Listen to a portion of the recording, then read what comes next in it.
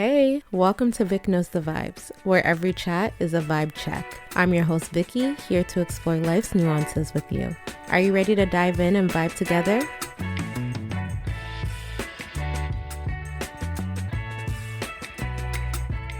Today's episode is all about hair. I know as a Black woman, I have personally seen this topic discussed so many times in so many different ways, but I never get tired of it because the topic can be so nuanced, so heavy, so light, so meaningful, and there's just so many layers that are always available to unpack, and I wanted to do that today. No doubt, we've all had our own personal journeys with hair, and I hope that while you're listening to this episode, you're able to just take a moment to really look at that journey. What were some major milestones for you? What role does hair play in your own identity? Because I know that it plays a big one in mine. I did my first big chop probably close to 10 years now, and since then, give or take a few instances, I've been a baldy, and I love it. I don't see myself, never say never, but I don't see myself ever growing out my hair fully and going that route ever again, partly because of maintenance. I really do prefer low maintenance when it comes to hair, honestly, and that will probably never change, but I just also like the ability to express myself in that way. I like the way I feel when I don't have hair, honestly. And I can appreciate that hair can also be an accessory. And so when I do want to switch it up, maybe I do wear a wig, maybe I do get extensions. And I like having that freedom. Taking it back to when I first did my big chop, I was probably in my early 20s, I would say, and I was definitely influenced because my older sister did it first, and I thought she looked great, and she just seemed so free, and I said, you know what, I'm gonna do the same thing. I grew up perming my hair all the time and having it in braids. There was a lot of breakage and just my hair was not healthy at all. And so having the chance to kind of start fresh, I thought I was going to go into that natural hair care movement and grow these long, luscious locks. And that really prompted me to go ahead with it. And I remember I first got it cut and it was weird at first. I didn't know what to do. I was so used to having my hair as almost like a cape. It was like a safety blanket for me surrounding my face. And so when I had no hair, it was kind of like, this is me, take it or leave it, this is my face. And there were a lot of different reactions, honestly. I felt pretty good about it, but I could tell that people were unsure, they were confused. It's like, is this girl going through a crisis? Is she about to have a breakdown? Because from my culture, like, once you're older, it's weird. Like, the older ladies in my culture, if they cut their hair, no one really cares. But if you're around the 20s and 30s, back then at least, people are really looking at you like, what's going on? Something's happening. She's having a mental breakdown, da-da-da-da-da. And so when I first got it done, I remember even certain family members kind of looked at me like, okay, like, what's this about, type of thing. And so that was weird to navigate because you go into something feeling so excited and so confident, and then when you can read someone's reaction and they're like, oh, you kind of take a step back and you're like, okay, do I actually think I look, like, do I think I look better than I actually look? Am I feeling better than I actually should be feeling? And I remember I was in a relationship at the time, and so this was my ex's mom, and she saw me on camera and she was like, oh, you cut your hair? Why did you do that? My son doesn't like women with short hair. And I remember my face dropped. It was so uncomfortable. And I just remember thinking, why would you say that to someone who literally just cut their hair off? Honestly, in retrospect, she probably didn't like me that much. So whatever. But yeah, it was just people felt so comfortable sharing their opinions about my appearance. That's a big thing I noticed once I cut my hair. Whether it was good or bad, people felt very comfortable sharing how they felt, no matter how it made me feel. And so that was something I wasn't necessarily expecting. I'm really glad that when I first did my big chop, my sense of excitement and curiosity completely overshadowed my sense of fear. We all know how much fear can keep you in place and stop you from trying new things. And I'm just really happy that although I did feel a little bit of uneasiness, I still went through with it. Nowadays, being a baldy truly feels like a part of my identity. So, whether I am rocking a wig or wearing a hat, I don't truly feel like myself until I take it all off. And I really love that for me. This, of course, didn't happen overnight. I had to work through a lot of different emotions and insecurities I had associated with having hair versus not having hair and being a black woman. And some things that helped me included just doing my own research, seeing representation, being around people who genuinely like the way I look. That honestly helped. Being in a relationship with someone who, again, genuinely felt like I looked beautiful with no hair, felt like I looked so sexy. That boosted my confidence so much. And I think that sometimes we don't give enough credit to how our outside influences can impact us. So, of course, we all want to say self love, I love myself, and that's all that matters. But we don't realize how much other people saying certain things or certain media can dictate how we're feeling about ourselves. So, I feel very lucky that for the most part, I was surrounded by people who really appreciated the journey I was on and what I look like during each stage. Now I want to get into the challenges and joys that come with experimenting with different hairstyles. As black women, we are so versatile, and I really appreciate how we're not afraid to try new looks and try new things. And I feel as though that truly should be celebrated, but of course, it comes with its own judgments.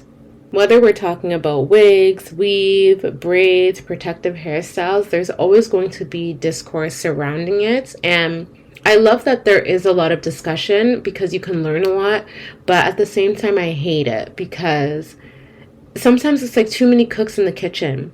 If I want to rock a blonde wig for the day, that's what I want to do.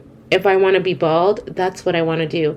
I remember seeing on TikTok recently, somebody, I forget what the main topic was about, but I remember she made a comment basically saying that having braids for any formal events like a wedding or any type of formal event was immature and childish. And I was like, what? Now we don't like box braids? Now box braids are seen as immature? And I won't lie, it honestly made me sad because I felt as though now other people aren't even doing the dirty work for us. Now we're doing it to ourselves. Now we're dictating where and when you can rock a certain hairstyle. And that honestly takes me back to one of the insecurities I felt when I first cut my hair. Of course, there were people who were supportive and very excited for me, but there were also people who, questioned the state of my mental health because I cut my hair. And I remember sitting there being like, am I mentally sound then? Is there something wrong with me for wanting to do this and actually thinking I look good while doing it?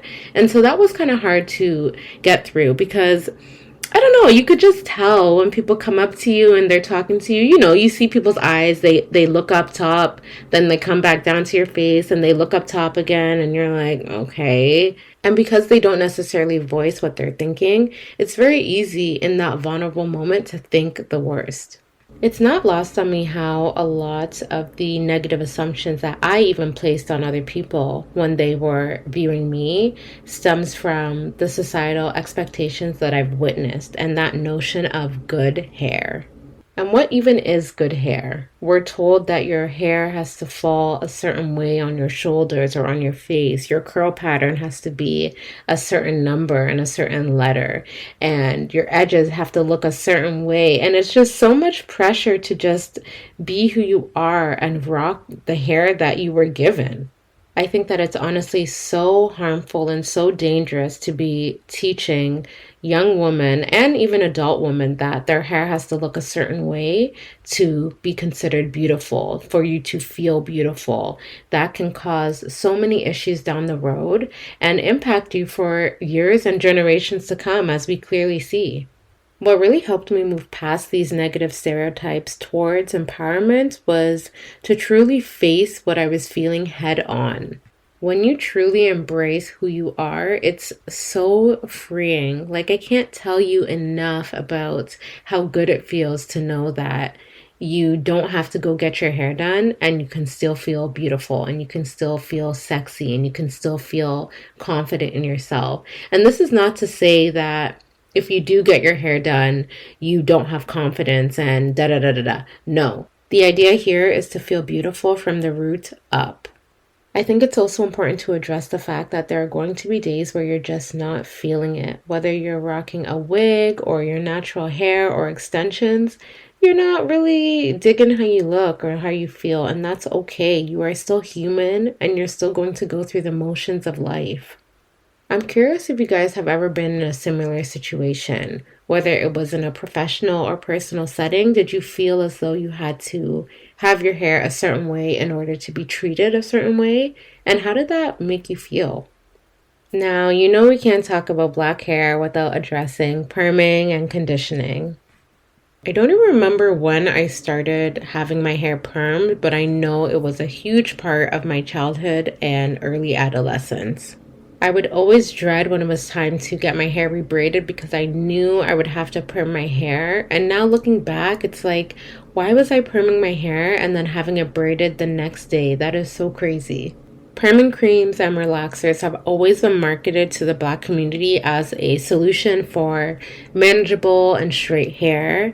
And now looking back, it's just so honestly problematic. We now know there are so many health concerns related to these chemical relaxers, whether it is scalp irritation or even risk of cancer.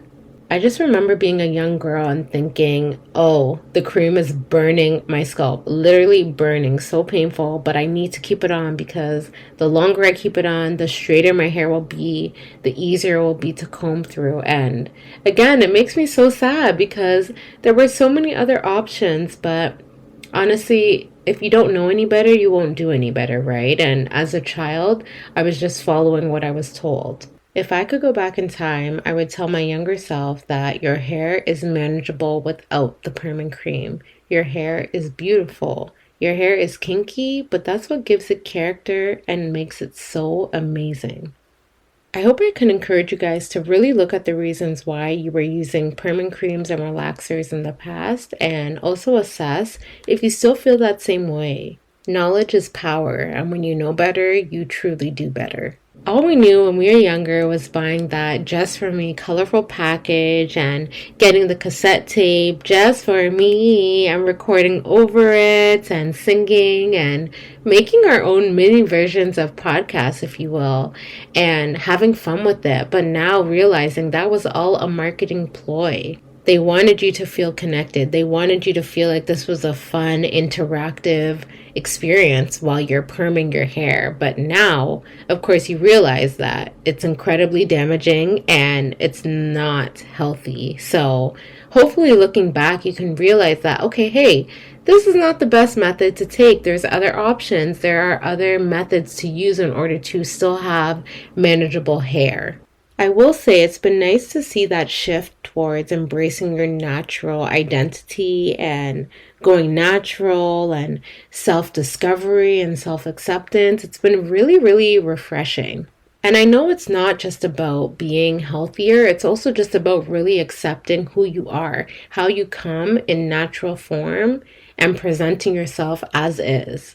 This journey is not just about being healthier, it's really more so reconnecting with your natural self, being okay with yourself and how you present yourself without the fear or the pressure of having to manipulate your hair and your appearance to be accepted.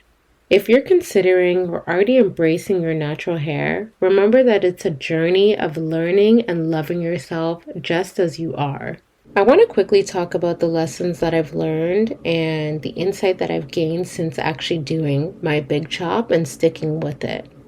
As previously mentioned, there was a huge sense of self-love and self-acceptance that really came with doing that big chop. I really began to learn how to love myself even if other people or society said that I shouldn't. I also gained a sense of confidence and authenticity. You know, when people were coming up to me and being like, oh, I could never, you have the perfect head shape for this. It really just made me feel like, you know what, you could do this too, but I'm proud of myself for going out on a limb and trying. Whether I have the perfect head shape or not, I'm trying something new. I'm embracing myself in my full naked form. If there's a listener out there considering doing the big chop or just trying something new, I really just encourage you to go for it. If it doesn't work out, you don't love it, that's okay, you pivot. But I feel as though our fears and the expectations that society places on us really keeps us in a chokehold, and it's not right. We deserve to try and experiment and figure out what we really love about ourselves. We've got to be our number one advocate and supporter, and other people's opinions are going to be just that, another person's opinion. It doesn't necessarily have to dictate how you choose to live your life and how you choose to feel about your life and your appearance. This is a topic that I could go on and on about, but I wanted to make today's episode short and sweet because I know that I'll probably revisit it in the future. For now, I want to leave you with some recommendations and some resources that you can visit if you are considering going on the big chop journey or just following through with it. There's a lot of stories and even people out there that are willingly sharing their own journeys, and I think that it could resonate with you and help you moving forward. I personally watched this documentary called Good Hair, and I believe it's from like 2009 or 2010, directed by Chris Rock, and it's a documentary that essentially highlights the relationship between Black women and their hair. Humor is definitely the main theme inserted into that doc, but if you're able to look past that, you'll be able to see how cultural and societal factors really shape our beauty standards as Black women. There's also the movie Nappily Ever After, starring Sanaa Lathan. That one's about her going through life changes and she chooses to do a big chop and embrace, her journey towards self-discovery. And I know that these types of movies can sometimes feel very cliche, but it really does get you thinking. So I encourage you to check it out if you've never seen it. A book that I've come across that I haven't had the chance to read is titled Hair Story: Untangling the Roots of Black Hair in America by Ayanna Bird and Lori Tharps. That one centers around the cultural journey of Black hair in the US, and even if you're not from the US, I believe Black hair transcends a country. We have experiences from all over the world as Black women rocking our Black hair. And so this book really seems like a good read. And I'm curious if you guys have read it. What are your thoughts from it? And if you're a social media or pop culture girly, I would just encourage you to go online and look up hashtags, watch a bunch of TV shows. I'm thinking Insecure, Issa Rae. There are so many celebrities and actors, actresses that rock their natural hair, rock their natural look, and really encourage others to do the same. Overall, embracing your natural hair, doing a big chop, or just choosing not to manipulate your hair every chance you get is a huge step. Don't ever let someone convince you that it's not okay to experiment and try and fail and try again. Your hair is a part of you. It's a part of your self-expression, and you should be allowed to play with that. I just hope you understand that your natural hair is also beautiful and you don't have to change it in order to fit a certain mold. At the end of the day, hair, just like life, is about change. Embrace each stage of the journey and remember that every style, every change is a part of who you are. And that's going to bring us to our takeaway vibe. I am not my hair, but I am. Embracing your natural hair is a great act of self-love and acceptance, but it's also important to remember your hair is a canvas, not a definition. Experimenting with new styles and looks is a way to express the many facets of who you are. So, wear your hair proudly, however you choose, and know that you are always enough, just as you are.